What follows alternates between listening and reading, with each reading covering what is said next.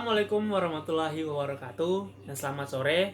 Terima kasih kepada Ibu Nurani Lukman selaku dosen pembimbing mata kuliah Rekayasa Bahan Galian yang kali ini telah memberikan saya kesempatan untuk mempresentasikan bagaimana proses pembuatan kaca itu sendiri. Nah, langsung saja. Membuat kaca setidaknya sudah dimulai sejak milenium ketiga sebelum Masehi dengan bukti potongan-potongan kaca yang ditemukan di Mesopotamia. Setelah seni langkah manufaktur, kaca telah menjadi industri biasa, dengan produk kaca di kedua komersial dan rumah sebagai wadah isolator, memperkuat serat lensa, dan seni dekoratif. Sedangkan bahan yang digunakan untuk membuat kaca itu bervariasi dan banyak, yang cukup bisa dikatakan cukup banyak.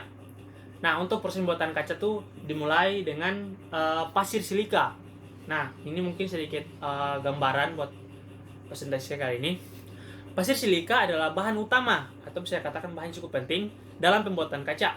Kaca tanpa kotoran besi dicari untuk potongan kaca bening seperti besi akan menyebabkan kaca muncul kehijauan ketika hadir. Jika tidak mungkin untuk menemukan pasir cukup bebas dan kotoran besi, efek tinting mereka dapat diatasi dengan menambahkan sejumlah kecil mangan dioksida. Ya, untuk yang kedua, untuk kaca komersial, namun kemungkinan air untuk melewati kaca sehingga kalsium oksida atau jeruk nipis ditambahkan untuk meniadakan proteksi ini. Oksida magnesium dan atau aluminium juga dapat ditambahkan untuk membuat kaca lebih tahan lama.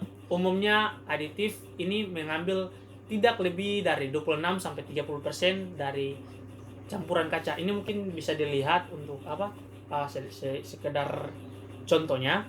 Nah, yang ketiga itu tambahkan bahan kimia lainnya untuk memperbaiki kaca untuk tujuan yang akan digunakan. Seperti ini. Penambahan paling umum untuk kaca dekoratif memimpin oksida yang memberikan kilauan dalam kristal gelas serta kelembutan untuk membuatnya lebih mudah untuk memotong dan juga menurunkan titik leleh. Lensa kacamata mungkin berisi oksida lantanum karena sifat bias, sedangkan zat besi membantu kaca menyerap panas. Memimpin kristal dapat berisi hingga 33% timah oksida, namun lebih oksida timah. Semakin banyak keterampilan yang dibutuhkan untuk membentuk kaca cair. Begitu banyak memimpin pembuatan kristal memiliki kadar timbal kurangnya. Oke, nextnya. Ini mungkin sedikit contohnya. Nah, yang keempat, menambahkan bahan kimia untuk menghasilkan warna yang diinginkan di dalam gelas jika ada. Seperti disebutkan di atas atau sebelumnya, kotoran besi dalam pasir kuarsa membuat kaca dibuat dengan tampak kehijauan, sehingga besi oksida ditambahkan untuk meningkatkan warna kehijauan, seperti tembaga oksida. Senyawa sulfur menghasilkan kekuningan, kuning, kecoklatan, atau warna bahkan kehitaman.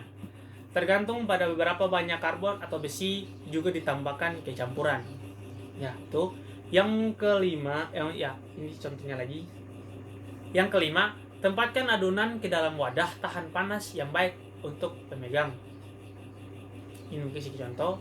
Yang tahap yang keenam, cairkan campuran menjadi cairan. Kita lihat, ya.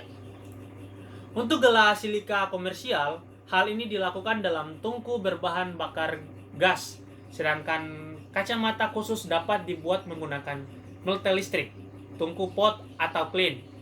Pasir kuarsa tanpa aditif menjadi kaca pada suhu 2300 derajat Celcius. Ya, menambahkan natrium karbonat atau soda mengurangi suhu yang diperlukan untuk membuat kaca sampai 1500 derajat Celcius. Ya. Langkah yang selanjutnya menyeragamkan dan menghilangkan gelembung dari gelas cair. Ini berarti mengaduk campuran dengan ketebalan konsisten dan menambahkan bahan kimia seperti natrium sulfat, natrium klorida, dan natrium oksida. Untuk selanjutnya, membentuk kaca cair.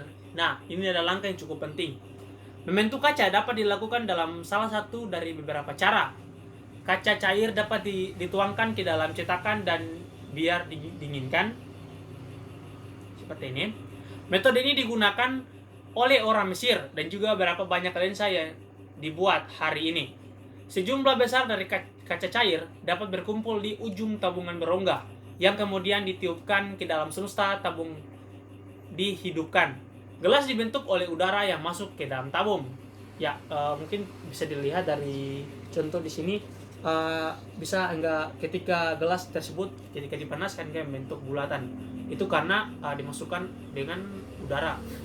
Dan selanjutnya, sejumlah besar dari kaca cair dapat berkumpul di ujung tabungan berongga yang kemudian ditiupkan ke dalam sementara tabung dihidupkan.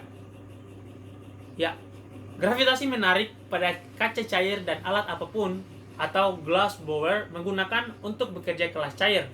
Kaca cair dapat dituangkan ke dalam bak timah cair untuk dukungan dan mengecam dengan nitrogen bertekanan untuk membentuk dan memolesnya.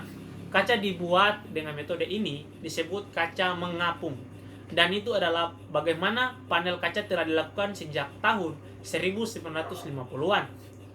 Selanjutnya mungkin kita langkah lanjutnya mungkin membiarkan kaca itu didinginkan. Oke, mungkin itu saja penjelasan saya yang cukup singkat.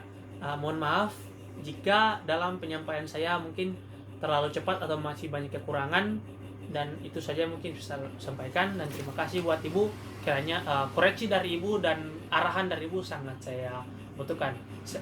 Kurang lebih saya mohon maaf. Assalamualaikum warahmatullahi wabarakatuh. Selamat sore.